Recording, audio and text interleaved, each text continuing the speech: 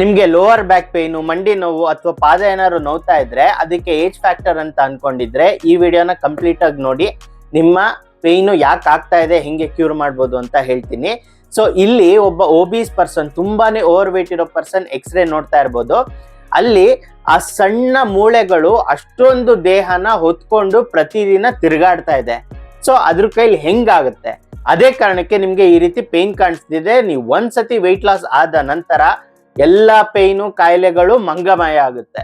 ಈ ವಿಡಿಯೋದಲ್ಲಿ ಈ ಲೇಡಿ 36 kgನ ಎತ್ತಕ್ಕೆ ಎಷ್ಟು ಸ್ಟ್ರಗಲ್ ಮಾಡ್ತಾ ಇದ್ದಾಳೆ ಅಂತ ನೀವೇ ನೋಡ್ಬೋದು. ಯಾಕೆ ಇದು ಹೇಳ್ತಾ ಇದ್ದಾಳೆ ಅಂತಂದರೆ, ಅಷ್ಟು kg ಅವಳು ಕಳ್ಕೊಂಡಿದ್ದಾಳೆ. ಅಂದರೆ ಇಷ್ಟು ದಿನ ಅಷ್ಟು ದೊಡ್ಡ ಡಂಬಲ್ ಎತ್ಕೊಂಡು ಅಂಗಡಿಗೆ ಮೆಟ್ಲತ್ತೋದು, ಮನೆ ಕೆಲಸ ಮಾಡೋದು ಎಲ್ಲ ಮಾಡ್ತಾ ಇದ್ಲು. ಅದಕ್ಕೆ ಪೇಯ್ನ್ ಕಾಣಿಸ್ತಾ ಇತ್ತು. ಈಗ ಪೇಯ್ನ್ ಎಲ್ಲ ಮಂಗಮಯ ಆಗಿ ಬಾಡಿ ಹಗುರಾಗಿ ಆರಾಮಾಗೆ ಯಂಗಾಗೆ ಫೀಲ್ ಆಗ್ತಾ ಇದ್ದಾಳೆ.